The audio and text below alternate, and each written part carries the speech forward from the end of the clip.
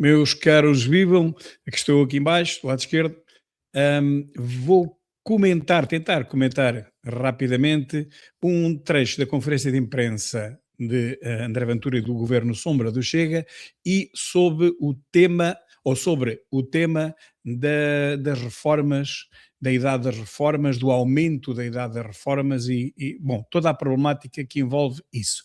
Primeiro vamos deixar André Ventura falar sobre isso e vamos comentando a par e passo, sabendo que há muito Comenteco, Opineco, Adameco, Jornaleco, que vem dizer que será que o André Ventura tem um poço de petróleo, agora quer diminuir a idade da reforma em vez de aumentar todos os anos? Será que há sustentabilidade para a segurança social? Será que há dinheiro para pagar as reformas? Com certeza que não há. O homem deve ter um poço de petróleo.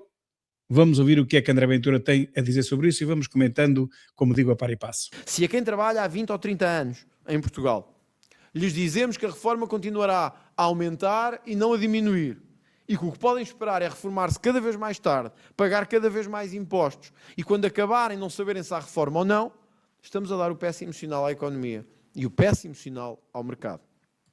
E estamos a contribuir para que os jovens ou aquelas pessoas que têm possibilidade de emigrar, mesmo que já não sejam tão jovens, mas hoje em dia todos nós temos conhecidos no estrangeiro, nos países mais desenvolvidos do que nós, que são todos, não é? Também não é difícil escolher um, mas é claro que há uns melhores que outros e toda a gente tem amigos na Suíça, toda a gente tem amigos na Inglaterra, toda a gente tem amigos na Alemanha.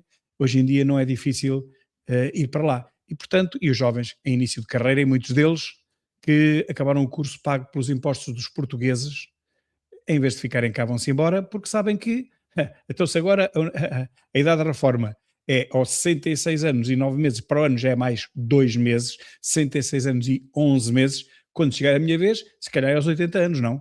E vão-se embora. Quero terminar com a questão da reforma, porque ela tem sido particularmente importante na discussão política e nós não queremos fugir dela. Os portugueses trabalham hoje em número de anos contados, descontando as férias que têm, face à realidade laboral portuguesa. Os portugueses trabalham hoje a um ritmo de tempo e de intensidade superior à média dos seus parceiros europeus. Não estou a falar agora para aqueles que ganham muito. Estou a falar para quem trabalha neste país e sustenta este país de manhã à noite. Esses que se sentem, que têm todos os dias que trabalhar, que têm todos os dias que pagar a segunda carga de impostos indiretos mais elevados da União Europeia, mas a quem lhes dizem ainda que têm que trabalhar praticamente até aos 70 anos. Porquê? Por razões de sustentabilidade. Ora, os portugueses são os que trabalham mais, e quando dizemos mais é em termos de horas, não estamos a falar de produtividade, falaremos disso a seguir. São os que trabalham mais tempo, e o conceito de trabalho é variável, como veremos a seguir, mas são os que trabalham mais tempo, são os que picam o ponto mais cedo e os que picam novamente na saída mais tarde, são dos que ganham menos e são dos que se reformam mais tarde. São realmente três grandes injustiças quando comparamos este país com qualquer outro da Europa desenvolvida. Mas, meus caros, se estabelecermos mais comparações, poucas são aquelas em que nós não ficaremos muito atrás da média europeia. Poucas. Então, se forem parâmetros positivos, ficamos atrás em todos. Se forem parâmetros negativos, aí ganhamos em alguns. Ou seja, como eu costumo dizer, nós somos líderes na tabela invertida. Continuando. A estes nós dizemos que têm direito a exigir um país melhor. É verdade que têm também direito e dever de contribuir para um país mais produtivo, como todos temos.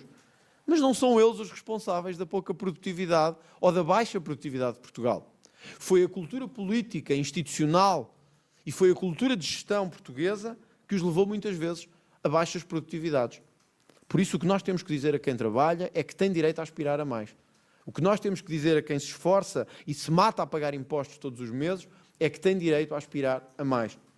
Por isso, descer com responsabilidade a idade da reforma em Portugal e rever o fator de sustentabilidade não pode ser uma miragem, não pode ser uma vertigem.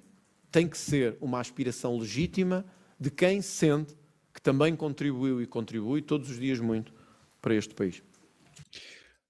Ora bem, aqui entra o fator importantíssimo, em que nós estamos mesmo muito atrás relativamente a qualquer país da Europa e até à média dos países da Europa, que é a produtividade. Uma coisa é o tempo que nós estamos dentro de uma empresa a trabalhar, entramos às 8h30 e saímos às 6, e um europeu entra às 9h30 e sai às 5. O problema é que esse europeu, as poucas horas que está lá dentro da empresa, em comparação com o tempo que nós estamos dentro da nossa empresa, ele não produz um pouco mais, ele produz o dobro, o triplo ou o quádruplo do que nós produzimos. Nós vimos há 2 ou 3 dias, se virem os meus vídeos anteriores, um rácio de produtividade, penso que da Fundação de António Barreto, Francisco Manuel dos Santos, diz que Portugal, um trabalhador português, produz 48.000 euros no ano, enquanto que, por exemplo, um irlandês produz quase 200.000. É quase 4 vezes mais. É certo que o nosso operário português, trabalhador português, funcionário, colaborador, chamem-lhe o que quiserem, ele não tem a culpa toda de ter uma fraca e uma fraquíssima produtividade. Mas tem uma parte. E aí é que eu posso discordar, em princípio, daqueles que acham que o povo não tem culpa nenhuma e que a culpa é só dos dirigentes, dos diretores, dos donos das fábricas, dos donos das empresas, dos gestores e dessa gente toda. Não. A culpa é de ambas as partes. E vou-vos explicar porquê. Todos vocês, quando saem de casa, entram num café, vão a uma área de serviço, entram numa repartição, vão a um restaurante, em qualquer âmbito, em qualquer setor da economia, seja privada, seja pública, vocês encontram com certeza absoluta que há ali tempo muito mal gasto, que há ali um tempo que não é aproveitado por parte de ninguém. Eu noto isso cada vez mais, e agora há 2 anos que estou em Lisboa e o tempo em Lisboa é ao segundo. Se nós deixamos alguém passar à nossa frente, por exemplo, num simples levantamento ou uma consulta numa caixa multibanco, se deixamos alguém passar à nossa frente, perdemos um segundo, não perdemos um segundo, perdemos depois 10 minutos atrás dele, porque naquele segundo em que ele nos passou à frente, ele depois vai estar 10 minutos na caixa multibanco e nós estamos ali sem fazer nada, porque não temos mais nada para fazer, temos que estar à espera da nossa vez. Isto chama-se produtividade. Este é um exemplo, podem considerar absurdo ou não clássico, mas para mim é importantíssimo. Um segundo que se perde é multiplicado por muito e pode chegar a muitos minutos. E se fizermos isso sempre, durante o nosso tempo de trabalho, num dia, se em vez de estarmos a trabalhar afincadamente no nosso serviço, para que quando chegar o fim do dia nós possamos entregar ao nosso supervisor, ao nosso superior hierárquico, o trabalho feito com qualidade e sem erros, para isso, nós não podemos passar metade do tempo na conversa com o nosso vizinho do lado. Nós não podemos passar metade do tempo na conversa com quem entra e com quem sai.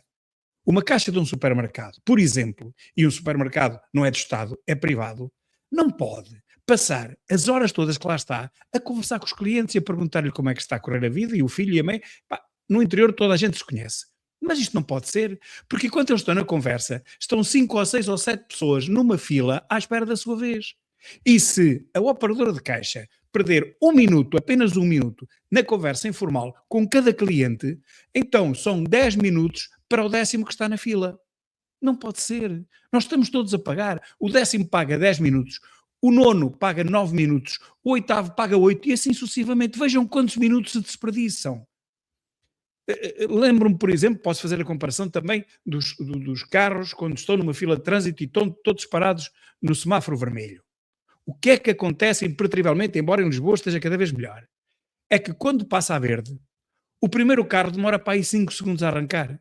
O segundo soma ao primeiro mais 5, porque não dá conta que o primeiro arrancou. Vai perder mais 5 a perceber que tem que meter a primeira, ou se for no carro elétrico, ou se for automático, não é preciso isso, mas demora tempo a reagir.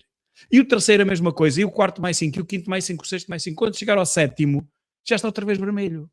Ou seja, podiam ter passado 14 carros, entendem? Mas só passam 7. Porque o tempo do semáforo é aquele, não estica. E as pessoas não se apressam, deixam-se estar e perdem progressivamente minutos, segundos neste caso, que se referem depois, que se multiplicam por minutos de cada vez que o semáforo fica vermelho. Agora, o semáforo fica vermelho centenas de vezes por dia, multipliquem por 5 segundos e por número de carros, centenas de vezes por dia em cada semáforo. E depois agora multipliquem cada semáforo pelo número de semáforos que há, que são milhares só em Lisboa. Perdemos milhares e milhares de horas por dia, tempo mal empregue, tempo muito mal desperdiçado. Bom, dei-vos estes 2 exemplos, foi como veio agora à cabeça, sinceramente não tinha nada pensado, já sabem que os meus vídeos é tudo de improviso, praticamente. E, portanto, a mim o que me assusta mais é a conversa que os funcionários têm durante o tempo de serviço. Bom, não quero perder mais tempo com isto, vamos continuar a falar, isto é sobre a produtividade, pode ser que daqui a nada me lembre de mais exemplos para vos dar.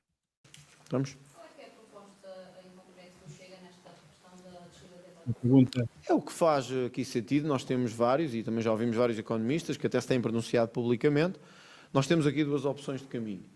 Uma é continuar a dizer às pessoas que hoje é 66 anos e 9 meses, mas para o ano já será 70 anos.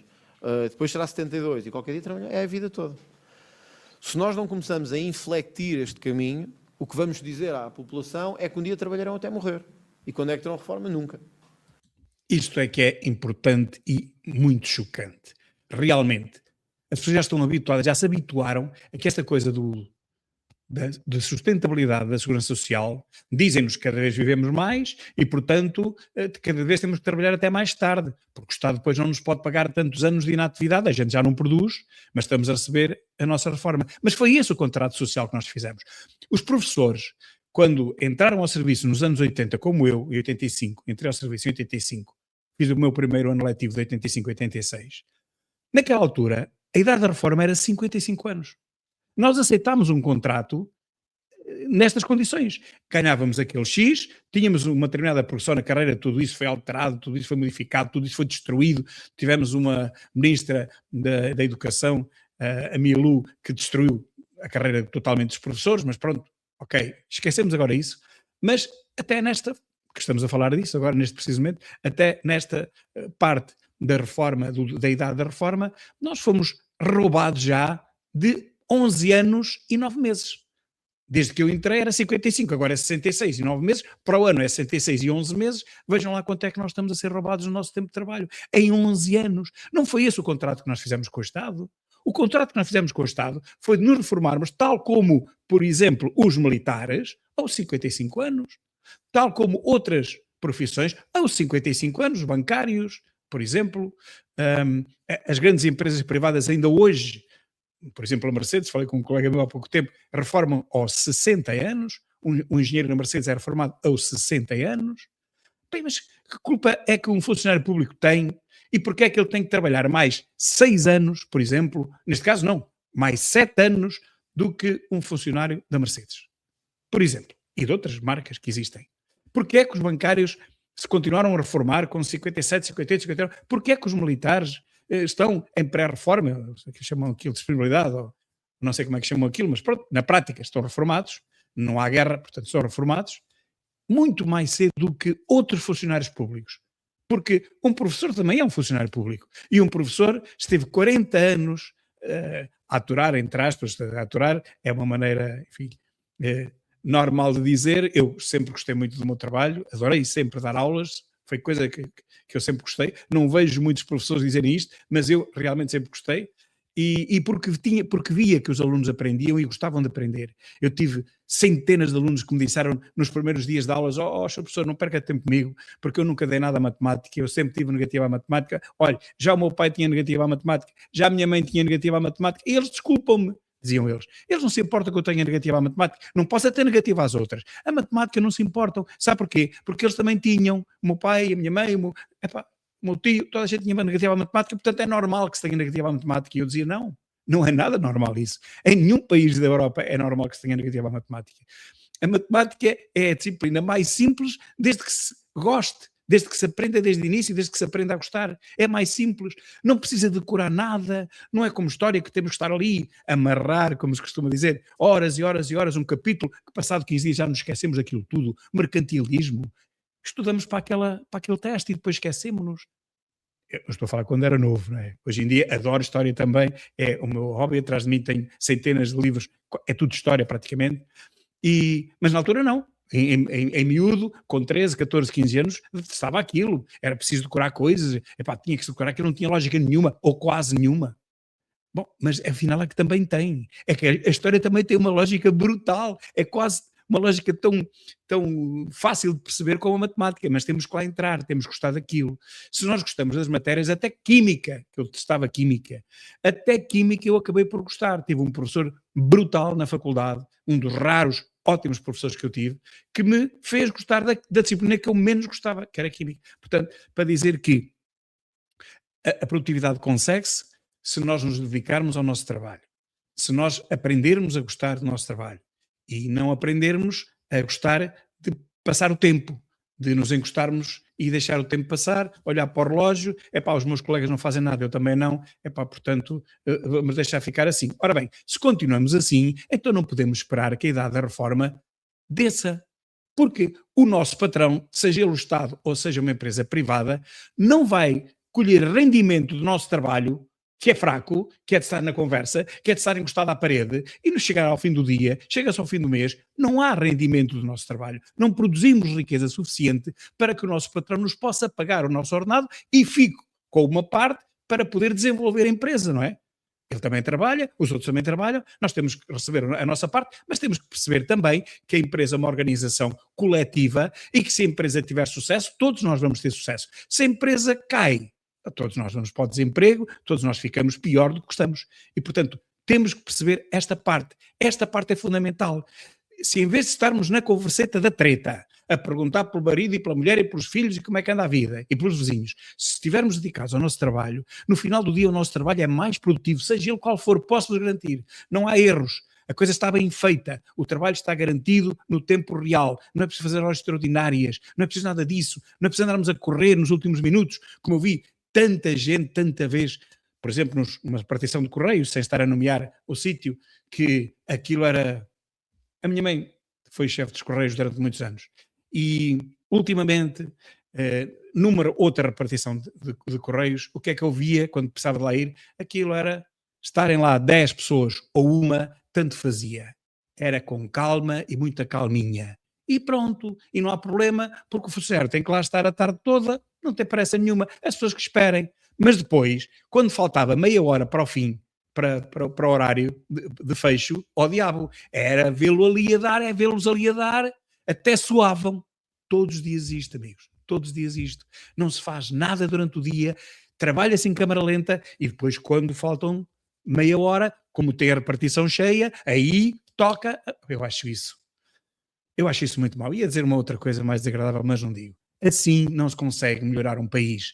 Assim o nosso contributo não é positivo. Nós não estamos a trabalhar no sentido positivo. Portanto, produtividade está diretamente ligada à melhor condição de vida, a progresso da empresa ou da repartição ou do organismo para o qual estamos a trabalhar e com isso sim conseguiremos criar riqueza. Dir-me-ão, os funcionários públicos não criam riqueza. Queríamos sim. Um professor cria a maior riqueza do mundo, que é o conhecimento. Nas pessoas, nas crianças, que mais tarde vão ser operários, vão ser técnicos superiores, vão ser engenheiros, vão ser médicos, vão ser o que eles quiserem ou que puderem ser. Se não passarem pelas escolas, nunca conseguiram fazer nada. Portanto, nós não estamos a produzir uma peça realmente que se venda no dia seguinte e que o patrão ganhe dinheiro com essa venda, mas estamos a produzir a maior peça de todas, que é a inteligência. E isso não tem valor. Vamos continuar. Isto é errado. Viola até aqueles que estiveram na origem do modelo de segurança social que temos. Portanto, nós temos que fazer uma inflexão. Essa inflexão não é possível fazer de forma abrupta e violenta. Devemos fazê-lo para a base que tínhamos e para a base que temos de sustentabilidade, que é para já os 65 anos de idade. Podemos fazê-lo gradualmente, conforme também, enfim, na análise do fator de sustentabilidade temos referido. Era importante dizer isto, que também discutimos neste Governo de Sombra. As pessoas não têm noção que mesmo cumprindo as regras todas, hoje, cumprindo a carreira contributiva toda, cumprindo os anos todos de desconto, quem se reformar em 2026, este ano, vai ter uma penalização de cerca de 17,6%. Um ritmo de tempo e de intensidade superior à média dos seus parceiros europeus. Isto é muito importante por causa da injustiça, mas somos um país pobre, mas isto é importantíssimo. Cumprindo todos os critérios para nos podermos reformar, tanto o tempo de serviço, tudo isso, mesmo assim vamos ser penalizados em cerca de 17%. Isto, meus caros, não é realmente justo. Mas este país é pobre. E a maior parte dos especialistas dizem, mas se nós baixarmos a idade da reforma, não vai haver dinheiro na Segurança Social para daqui a 5 anos, 6 anos, 7 anos. E há quem diga assim, epá, mas vamos experimentar. Vamos baixar e ver o que é que acontece. E ver se a produtividade aumenta. E ver se nesses 5, 6, 7 anos em que vamos fazer a experiência, se realmente, no princípio, vamos ter uma quebra realmente dos fundos da Segurança Social, mas pode ser que com o aumento da nossa produtividade, com o aumento das nossas vendas, das exportações, das vendas da nossa mercadoria e serviço para o estrangeiro, com o aumento do turismo, que é também uma exportação, embora seja local, não é para outros países, é para o nosso país, pode ser que a economia, digamos, anime com esse aumento de produtividade e aí, embora caindo, digamos, esse fundo nos primeiros anos, pode ser que a seguir ele vá elevar-se e consiga manter essa sustentabilidade. Eu acredito nesta segunda parte e acredito em André Ventura, mas nós todos temos que fazer um esforço, meus caros. Nós não podemos continuar a trabalhar e a dar palheta ao nosso amigo do lado durante metade do tempo ou durante um terço do tempo. Não, isso não pode acontecer.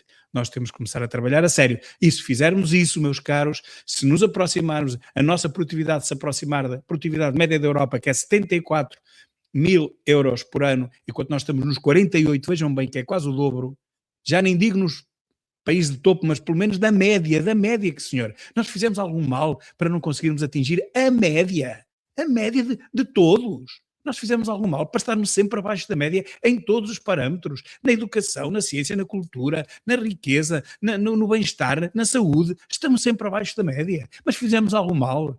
Qual foi o nosso pecado? Nós temos um pecado original por termos nascido portugueses. Não temos que dar a volta a este nosso fado, meus amigos. Temos que dar a volta. Temos que, para mim já tarde, já na reta final, não é? Já estou com 65, vou fazer 66 anos, mas quem está neste momento com 20 e tal, 30 anos, vocês têm que dar a volta a isto. Vocês têm muito tempo de vida à vossa frente, têm 30, 40 anos de trabalho, deem a volta a isto, pá. Não se deixem arrastar porque veem que ao vosso lado, o que vos rodeia, são pessoas que não querem trabalhar, que estão desanimadas, que estão tristes, que não veem futuro. Mas, assim, se todos tomarmos essa atitude de não vermos futuro e de sermos pessimistas, então vale mais irmos todos embora e o último a sair apaga a luz e fecha a porta. Não pode ser, amigos. Temos que dar a volta a isto. E é por isso que quando André Ventura diz é possível baixar a idade da reforma, isso é o maior incentivo. Eu creio que só isso já será um incentivo bom para a maior parte das pessoas dizer assim, epá, deixa-me lá dar um bocadinho mais ao pedal, deixa-me lá arregaçar as mangas mais um bocadinho, a ver se eu consigo produzir um bocadinho mais, para o meu patrão ter um bocadinho mais de fundos, para poder melhorar a empresa e nós podermos produzir cada vez mais e podermos ganhar um bocadinho mais para nos podermos reformar mais cedo. É esta.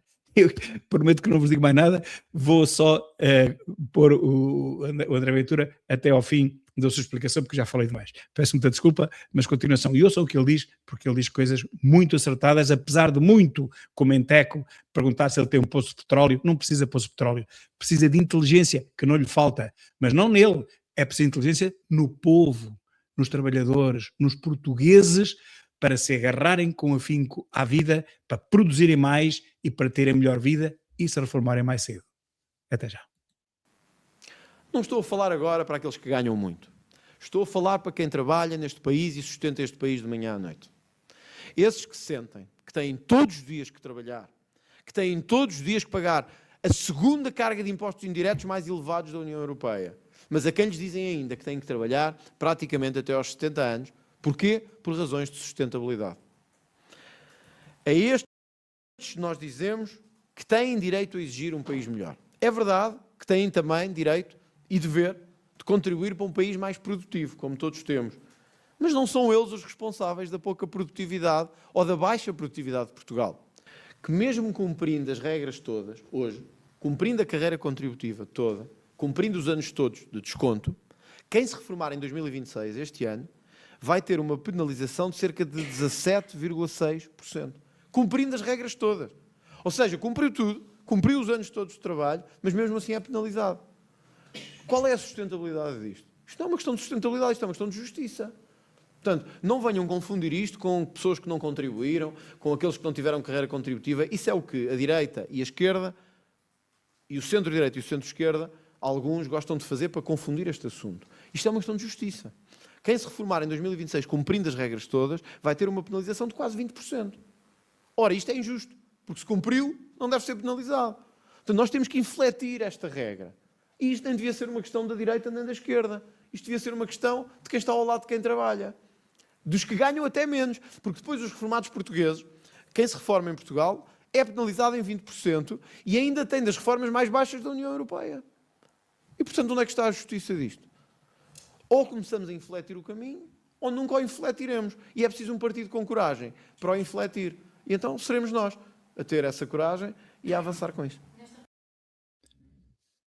E pronto, meus caros, ficamos por aqui. Espero que tenham percebido o que disse o nosso presidente André Ventura e também alguma coisa que eu tenha dito também, como viram, de improviso. São estas coisas que me saem, porque realmente este país não está a cumprir, nem com abril, nem com novembro, nem com o que quiserem, não está a cumprir com nada.